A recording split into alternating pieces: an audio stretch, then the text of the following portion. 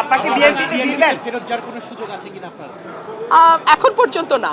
কোনো কি অফার করা হয়েছে কিনা ফেরত না, যাওয়ার? নির্বাচনের পর আমার সঙ্গে কোনো যোগাযোগ হয়নি কারো। যোগাযোগ করা হলে কি ফিরবেন ঘরের মেয়ে? না, ঘরের মেয়ে মানে কি? আমি ব্রাহ্মণবাড়িয়ার মেয়ে, আমি ব্রাহ্মণবাড়িয়ায় ছিলাম, আছে ভবিষ্যতে ব্রাহ্মণবাড়িয়াতেই থাকবো। আমি বিএনপির মেয়ে বলে কিছু নাই। আপনারা কেন জানি সবকিছুর মধ্যে আবেগকে গুলিয়ে ফেলতে পছন্দ করেন।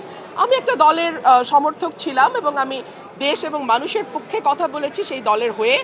তারপরে আমাদের মধ্যে মতের মিল হয়নি, আমি সরে গেছি। এখানে আসলে আবেগকে নিয়ে আসবার কিছু আছে বলে আমার মনে হয় না।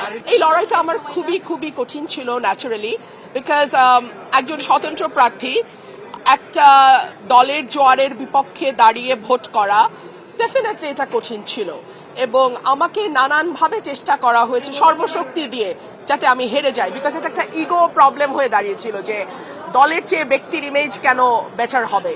সো এক ধরনের ইগো ক্ল্যাশ তো ছিলই। সো মানুষের পক্ষে, সাধারণ মানুষের পক্ষে এবং বিশেষ করে আমার নির্বাচনী এলাকা সরাইল, আশুগঞ্জ এবং বিজয়নগরের একাংশ অত্যন্ত অবহেলিত, পিছিয়ে পড়া এবং প্রান্তিক মানুষ সেখানে বাস করেন।